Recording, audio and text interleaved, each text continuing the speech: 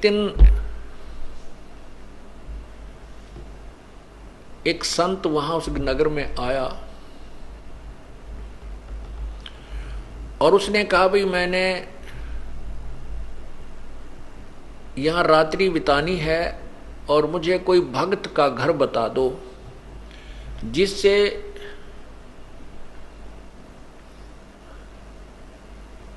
मेरा जो है भक्ति कर्म ना बिगड़े, मैं अपना साधना भी कर लूं उस भगत के घर बैठ के और मुझे 2 रोटी भी मिल जाए। तो उस संत को गांव के उस नगर के निकम्मे से व्यक्ति मिल गए। वो कहने लगे बाबा जी साधु संत तो नगर से बाहर रहा करते हैं और जिस प्रकार के आप भगत चाहते हो वो हम बताते हैं। वो सामने इधर चले जाओ, ये रास्ता जा रहा पगडंडी सी और वहां एक भक्त रहता है बाहर, परिवार वहां रह रहा है, आप वहां जाओ। अब महात्मा उस संत ने सोचा भी बिल्कुल सही बात है, जंगल से भगत तो बाहर है तो और अच्छी बात है। तो वो चला गया वहां, साधु वहां चला गया और वहां वो बहन जो अजामेल की पत्नी थी गणिका, वो घर पे थी। साधु ने आवाज लगाई, नमो नारायण किया तो वह लड़की बाहर आई कि आज कौन आ गया इधर। और पुण्यात्माओं ठीक है, वर्तमान में कोई भी प्राणी कितनी ही गलती कर सकता है, लेकिन उसके पूर्व जन्म की कोई पुण्य कमाई होती है, वो साधु संत या सत्संग के विचार सुनने से वो अवश्य अंगड़ाई लेती है, वो एकदम उभर कर आती है। ये कौन थे अजामेल और जो गणका वो वैसा वो कौन थे? ये पूर्व जन्म में दोनों साधक थे। वो भी वैराग्य थी और ये अजामेल भी वैराग लेकर के बाहर भक्ति के लिए, जैसा भी इनको मालूम था अपनी उस परमात्मा के नाम की, जैसा जिस संत ने कोई बताया था वो साधना शास्त्र विरुद्ध भी ये कर रहे थे। जैसे ओम नाम की साधना तो शास्त्र अनुकूल है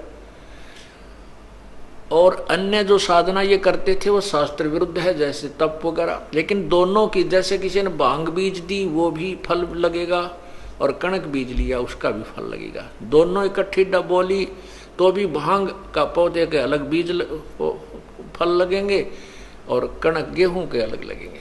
तो ऐसे साधना ये करते हैं, उनका दोनों का सबका फल उनको मिलता रहता है।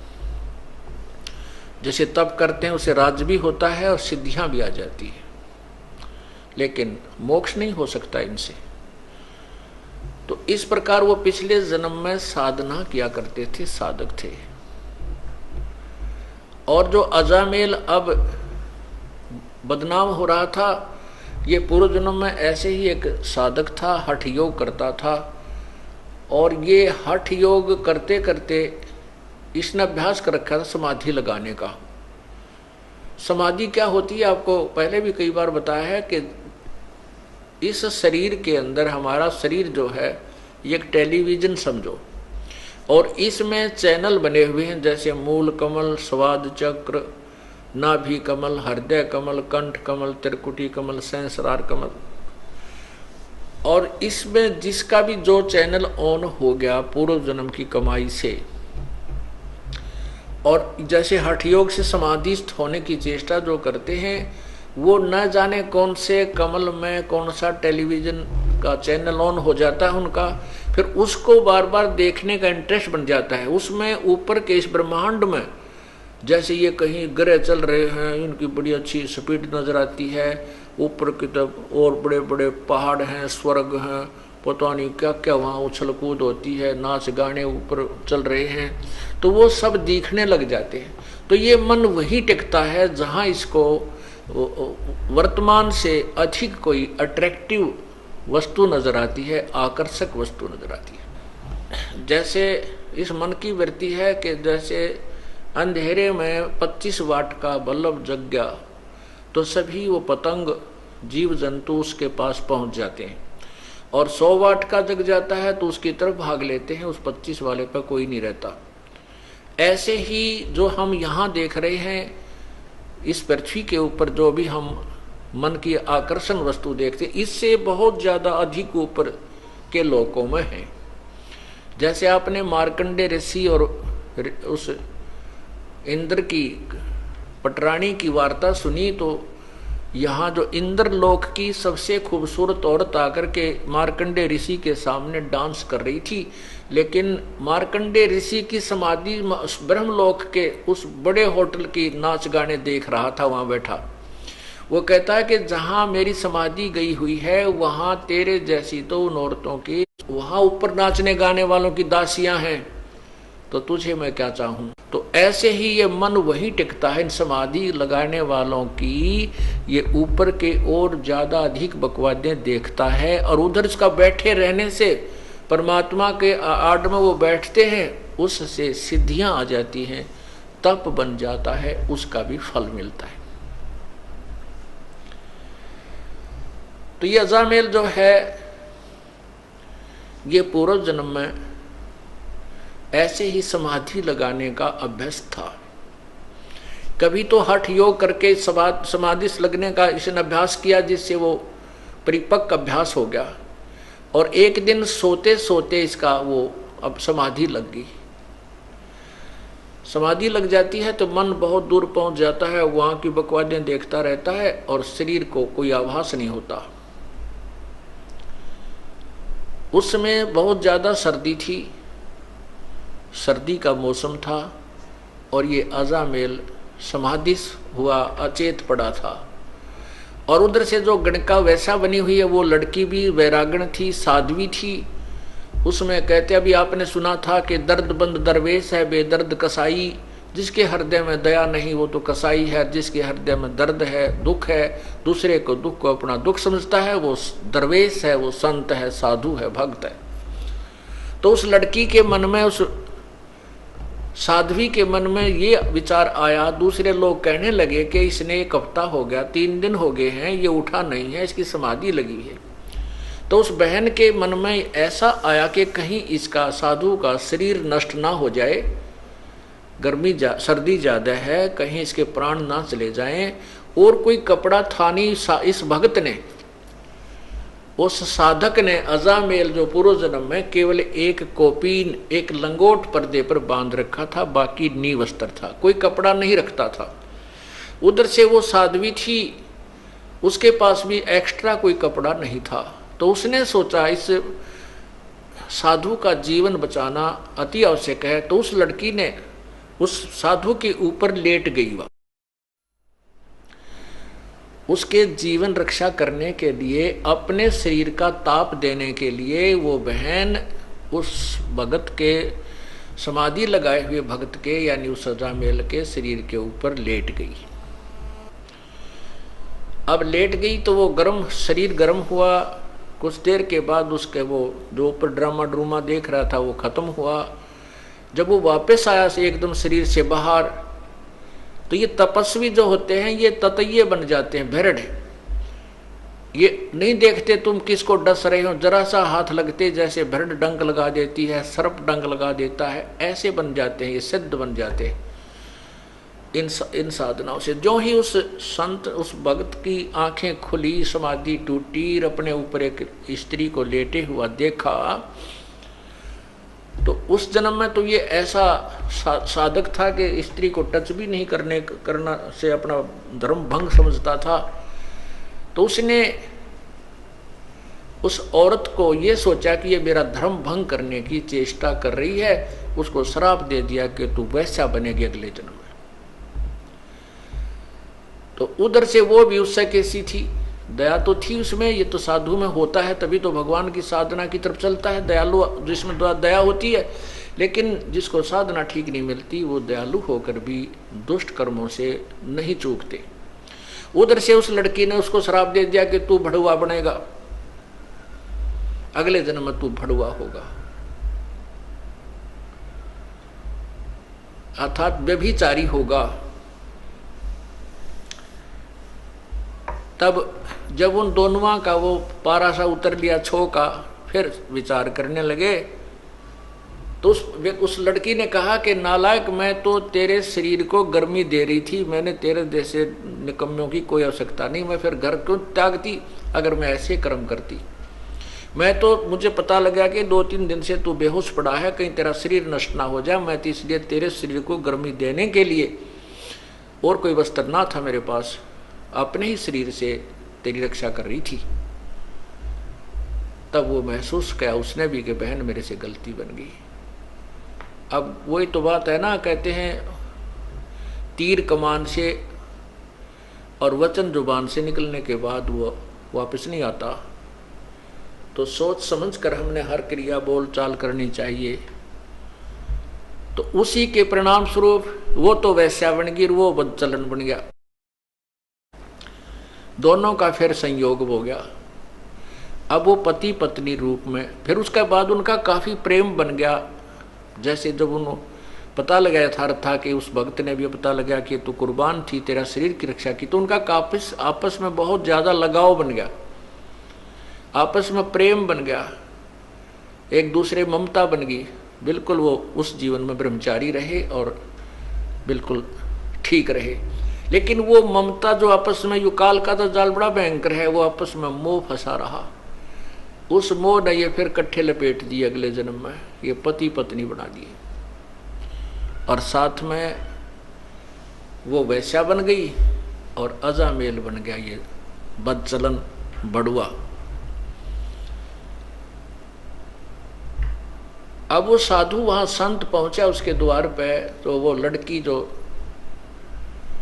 गणका बनी हुई थी वो एकदम बाहर आई कि हमारे द्वार पर नमो नारायण करने वाला कौन आ गया। तो गाली देने वाले तो वैसे गा जाते थे, और आज ये परमात्मा का नाम उच्चार करने वाला कौन आ गया। एकदम वो बाहर आई और कहते हैं पिछले जन्म की जो साधना की हुई होती है, वो भक्त आत्मा मनुष्य जीवन से जब आते हैं तो शीघ्र भक्ति पर लग जाते हैं। चाहे वह कितने ही दुराचार करता है, चाहे कितने ही वो विकार करता है, शराब पीवे, मांस खावे, चाहे तम्बाकू सुल्फा पीता है, वो पिछले जन्म का जो मनुष्य शरीरधारी प्राणी होता है और पिछले जन्म में कुछ भक्ति की हुई होती है और वर्तमान में कुसंगत में फंस जाता है, वो तुरंत त्याग देता है उन बुराइयों को और परमात्मा की भक्ति में उसी प्रकार सपीडता लग जाता है। अब उस भक्तनी ने बाहर आते ही ऋषि के चरण दिए और कहा, जो हमारा कौन सा पुण्य उदय हुआ, हमारे द्वार पर साधु संत आए हैं, आओ जी बैठो जी। अब साधु ने संत ने सोचा भी कति ठीक ठिकाना आ गए तो बहुत भगवान आत्मा मिल गई और बहुत ही अच्छे भक्त मिल गए। अब अंदर जब पहुंचा तो उसने एक चारपाई थी जिसी घर पे वो उस पे बिछा दिए सुंदर कपड़े धोए धाए, साधु बैठ गया दच के उस चारपाई के बीच में। दोपहर के बाद का समय था, 2-3 बजे 4 बजे, और वो अजामेल गया हुआ था जंगल में शिकार खेलने, शिकार लेने के लिए। कोई मर्ग, कोई पशु पक्षी मार के लिया करता डेली और हाथ तक काट के शराब पिया करता वहां जंगल में बना करके मदिरा। तो वो आया, उसने क्या कर रखा कि कंधे पे लठे और लठ के अंदर एक वो टांग रखा हिरण मार के, और आते ही वो पटक दिया आंगन में। जड़ महात्मा बैठे थे उसके साथ में ही, और नो पटक, जब नो ना देखा कि महापुरुष बैठा सामने, उसने आते ही दुखी सा हो रहा था, कहा ले भगवान आ तो सारा दिन में एक का पाया, सारा दिन लग गया, एक ही मर्ग मिला, बड़ी मुश्किल से हाथ लगा। अब जब उसने वो मर्ग वहां पटका तो वो साधु की नजर गई, भाई के खुड़का हुआ कौन बोला। जब उस संत ने देखा रही तो भाई कुकर्मी आदमी है, कौन आ गया इनके भक्तनी के घर में, मांस यो मर्ग मार रखा इसने। तो उस लड़की से पूछा, बेटा यू कौन है, कौन आ गया तेरे घर में। वो कहने लगी, जी ये भगत जी है आपका, ये आपका सेवक है, बाबा जी ने ठा लिया जोड़ा, जब अड़ कसू गलत जगह आ गया भाई, तू तो यो किसा सेवक मर्ग मार के ला रहा। तो फिर उसने देखा कि तो संत था, आया हुआ है आज तो तुम्हारे दरबार पे। अब उसके अंदर भी जो पूर्व जन्म की भक्ति थी वह जागृत होगी। परमात्मा कहते हैं कबीरा दर्शन संत के परमेश्वर आवे याद, और लेखे में वाहे घड़ी बाकी का समय बाद। तो उसी समय उस अजामेल ने भी पैर पकड़ लिए और उस बहन ने भी, उसकी पत्नी ने, और कहने लगे महाराज हमारे द्वार से आप नो मत जाओ। अब पहले पापी आत्मा और आप जैसे महापुरुष हमें कोई सदुपदेश नहीं देंगे, हमारा कोई रास्ता मार्गदर्शन नहीं करेंगे, तो हम बुराई कैसे छोड़ देंगे। वो बोला मैंने छोड़ दो जल्दी, बस मेरे साथ तो मजाक कर दिया किसी ने, मैं गलत आ गया यहाँ पे। तो उन दोनों ने बहुत याचना की कि नहीं साधु, नहीं महाराज आपने ऐसे नहीं जाना चाहिए, हम बुरे हैं भले हैं आप ही के तो हैं, आप हमें कुछ शिक्षा दीजिए ताकि हमारी बुराई छूट सके। काफ़ी आग्रह करने से संत ने दया आगी कि भाई चल इतना कुछ कह रहे हैं, गलती हो जाया करती है, और ये कहें भाई हम सुधरने की चेष्टा करेंगे तो ठीक है। कहने लगे भाई इस बीमारी ने बाहर घेर का, अभी आज से प्रण करो, कसम खाओ, प्रतिज्ञा करो कि ये बुराई तुम नहीं करोगे। अब कहते हैं साधु दर्शन राम का, मुख पे बसे सुहाग, और दर्शुनी को होते हैं जिनके पूर्ण भाग। अब वो पूर्ण भाग थे क्योंकि पिछले जन्म की कमाई थी, और किसी ना किसी जन्म में वो परमात्मा की शरण में रहे हुए होते हैं। जो प्रभु आते हैं प्रत्येक युग में आते हैं, और वही कमाई उनको मनुष्य जीवन दिलवाती रहती है। बाकी जो अन्य हठ योग आदि करते हैं वो तो मलाई यहीं खत्म खर्च करते रहते हैं, सिद्धियां प्राप्त करके या कोई राज्य प्राप्त करके फिर पैरेलल हो जाते हैं। तो उन्होंने उसी समय उस उठा के उस मर्ग को बाहर फेंक दिया और कहा महाराज जी बाजार से जाकर के हम बिल्कुल फ्रेश आटा लावांगे आपके लिए, अलग से भोजन बना देंगे, नहा धो के, आज के बाद हम कोई बुराई नहीं करेंगे, लेकिन आप हमारे द्वार से जाइए मत, हम शाकाहारी हो जाएंगे। अब उस संत ने कहा भाई ठीक है।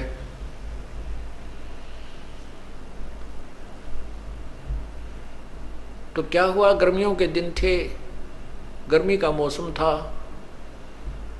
अब वो भोजन ला करके बाहर से उन्होंने नहा धो कर स्वच्छ होकर के सारा घर दोबारा लीप लाप के पवित्र कर दिया।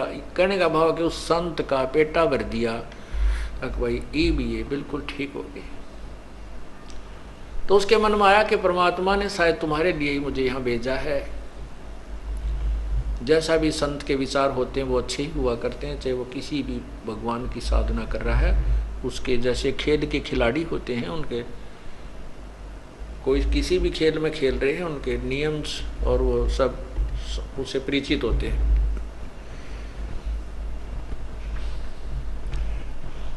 अब रात्रि के समय साधु तो भजन करने लग गया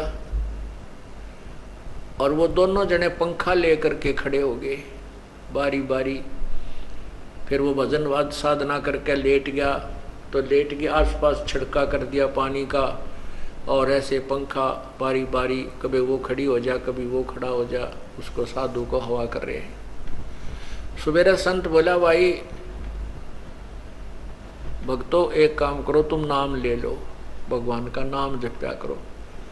तो वो कहने लगे महाराज जी मारे पर नाम में कोई लिया था, और कोई को बात करवा ले, कितना कठिन काम करवा ले, यो नाम नहीं लिया जाता। तुलसी पिछले पाप से हरि चर्चा ना भावे, जैसे जबर के भेगते भाई भूख विदा हो जावे। न बोले जी नाम नूम ताम लेते नहीं, बाकी आपके चेले पक्के हो गए, आप बुराई नहीं करेंगे, आपने कसम खा ली। तो संत ने सोचा अपने आत्माओं जैसे ये जो कथाएं हम सुना करते ना कि भाई एक अजाम उसने संत ने लड़के का नाम नारायण रखने को कह दिया और उस नारायण नारायण करने से वो पार हो गया। ऐसा नहीं, ये यथार्थ कथा आपको सुना रहा हूं उसी नारायण नाम के ऊपर।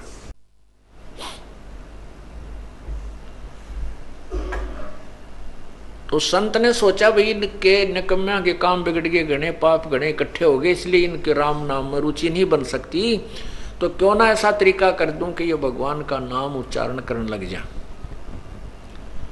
न्यू बोला भाई तुम्हारा लड़का होगा 10वें महीने, लेकिन उस लड़के का नाम जो मैं बताऊं वही रखना, उसका नाम तुम नारायण रख लेना। दोनों ने करबद्ध होकर कहा कि प्रभु जैसे आपकी आज्ञा, आपकी दी संतान जो होगी पुत्र होगा तो उसका नाम हम नारायण रख देंगे। ऐसा ही हुआ, लड़का हुआ, लड़के का नाम नारायण रख दिया। अब छोटा बालक बुढ़ापे में बहुत प्यारा लगता है, छोटा बच्चा वैसे भी ज्यादा प्रिय होता है, लड़का हो चाहे लड़की। तो वो लड़का जब उसके इतना मोह हो गया उस नारायण नारायण करता, वो लड़का थोड़ी इधर उधर हो जाता, घंटा 2 घंटे ना आता, तो वो नारायण नारायण करता हुआ उस बालक ने ढूंढ के लाता, चाहे वो जंगल में कितना कोई बेर ब्यार खाने गया हुआ होता, फल खाने के लिए वहीं से ढूंढ के ले आता। अरे कित गया तेने अड़क खा जाएंगे हैं जंगली जानवर, बेटा दूर मत जाया कर, भयभीत रहता। उसके अंदर इतना मोह बन गया। एक दिन उसकी अचानक मृत्यु होगी, क्योंकि उसका समय जो है ना, उसकी मृत्यु होगी, उस अजामेल की मृत्यु होगी। तो उसको यम के दूत ऊपर लेकर गए धर्मराज के दरबार में, जहां अकाउंट होता है एज का, कर्मा का, कितनी आयु थी, कितने समय में यू मरा, इसने कैसे पुण्य कितने पाप किए।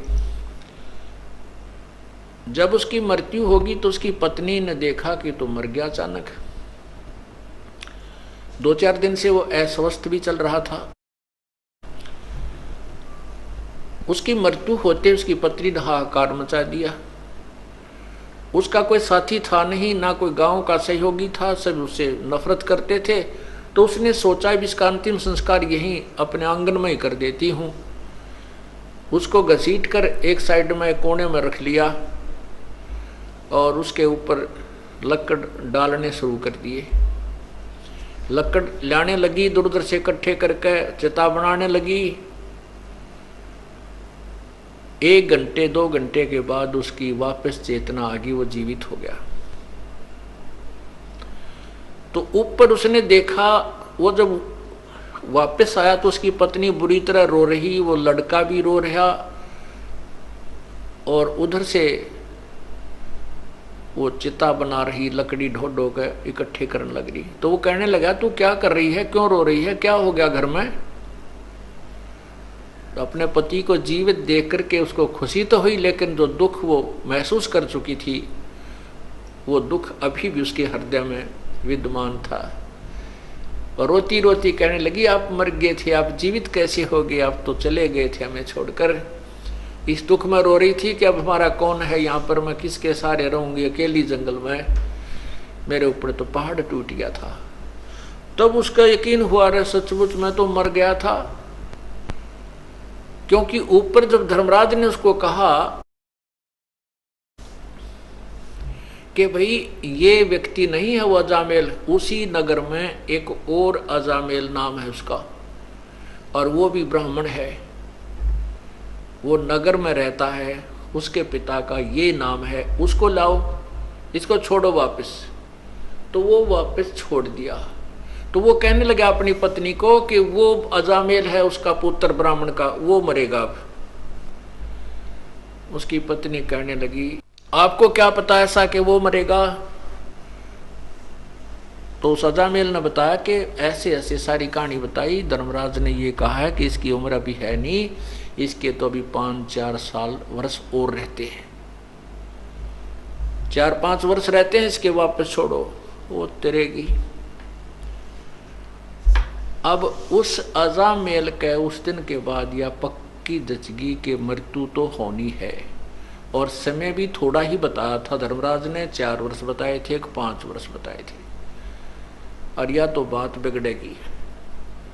पुण्यात्माओं, ये परमात्मा की रजा होती है। उधर से क्या होता है कि वो अजामेल दूसरा उस नगर का मर गया, और जहां उसका बाहर कुटिया डाल रखी थी अजामेल ने, उससे थोड़ी सी दूरी पर, आधा किलोमीटर की दूरी पर वो शमशान घाट था। तो एक आधा घंटे के बाद देखते हैं कि वहां तो नगरवासियों की लाइन लग गई, और वो अजामेल, दूसरे अजामेल की चिता जल गई, उसको सवा कर दिया।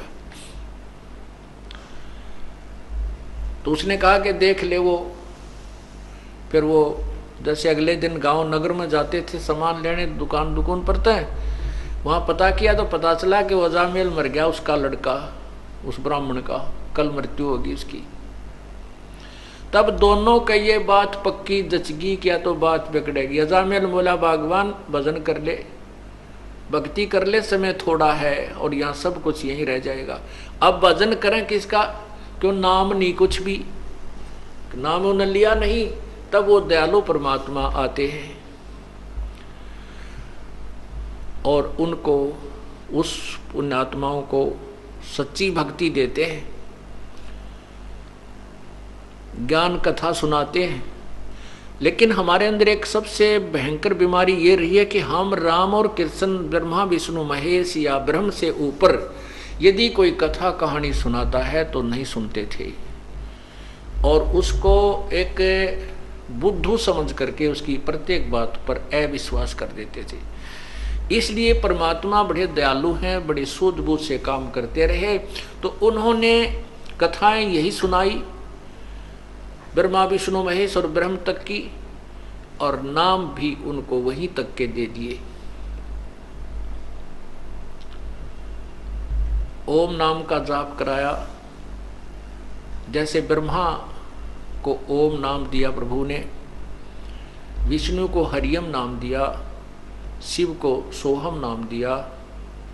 कहते हम बैरागी ब्रह्म पद सन्यासी महादेव, सोहम मंत्र दिया शिव जी को करे हमारी सेव। तो ये परमात्मा ने उनके उद्धार के लिए, मोक्ष तो ये नहीं प्राप्त कर सकते, क्योंकि मोक्ष तो 3 मंत्र से होगा, और 3 मंत्र का अधिकारी वो होगा जो परमात्मा की सच्ची कथा, पूरी सृष्टि रचना पर पूर्ण परमात्मा कौन है इस पर विश्वास कर लेगा। सारना, ये जो 3 मंत्र का जाप उसी को दिया जाता है जिसकी नस नस में, अर्थात पूर्ण रूप से जिसका विश्वास परमात्मा पूर्ण ब्रह्म कबीर भगवान में हो जाता है कि वही मोक्षदायक है, उसी की पूजा से पूर्ण मोक्ष होता है, और अन्य भगवानों की सतीथि से वो परिचित हो जाता है। ये भगवान नाशवान है, अविनाशी नहीं है, और इनकी साधना से जीव को इतना लाभ होता, स्वर्ग गया, फिर मृत्यु, फिर स्वर्ग गया, फिर नीचे आया, फिर स्वर्ग गया, फिर 83 लाख योनियों भोगी। इस तरह का ये रहट जैसा कुआं, अर्थात ये चक्र अन्य भगवानों की साधनाओं से चलता ही रहेगा। पूर्ण परमात्मा की भक्ति से पूर्ण मोक्ष होगा। तो इसलिए परमात्मा जैसे पहली बार आए, ब्रह्मा को ओम नाम दिया, क्योंकि वो वेदों में ओम नाम से दृढ़ था कि इसके अतिरिक्त कोई मंत्र नहीं है। तो उसका नाम भी, उस नाम का जाप भी पूर्ण संत से लेकर ही किया जाए तो ही लाभ होता है। इसलिए विष्णु जी को हरियम जाप दिया, विष्णु और लक्ष्मी दोनों को, सावित्री और ब्रह्मा को ओम दिया, और शिव को और पार्वती को यही मंत्र दिया। क्योंकि ये तत्व ज्ञान है, धीरे धीरे समझ में आएगा आपको। अभी तो हमने केवल ये कथाएं सुन रखी थी,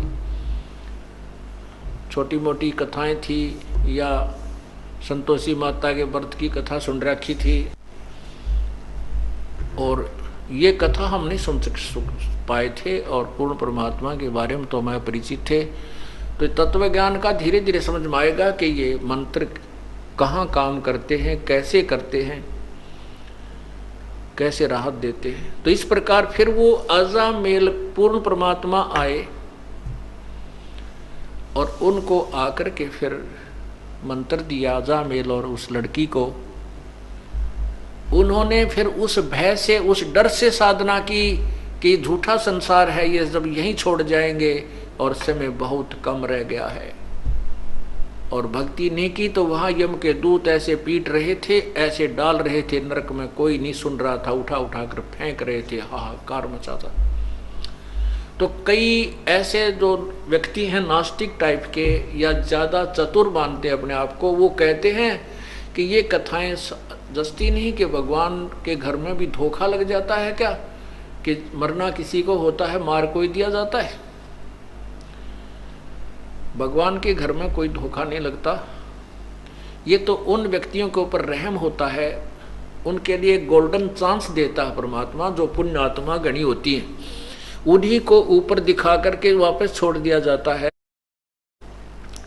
कि ताकि ये यहाँ की यथार्थता को पहचान कर फिर संसार को आसार समझ के अपना काम बना ले, भक्ति पर दृढ़ हो जाए। उन पर विशेष कृपा होती है।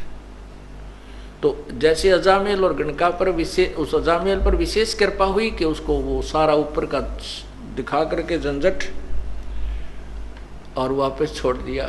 फिर उसको भय बन गया, उसको चिंता बन गई, तब उसका अजामेल और गणका वो दोनों विमान में बैठ करके स्वर्ग गए। इसमें क्या बताया है, सुनो महात्म नाम का मुजरे चलवाई, अजामेल गणका तेरे और सदन कसाई।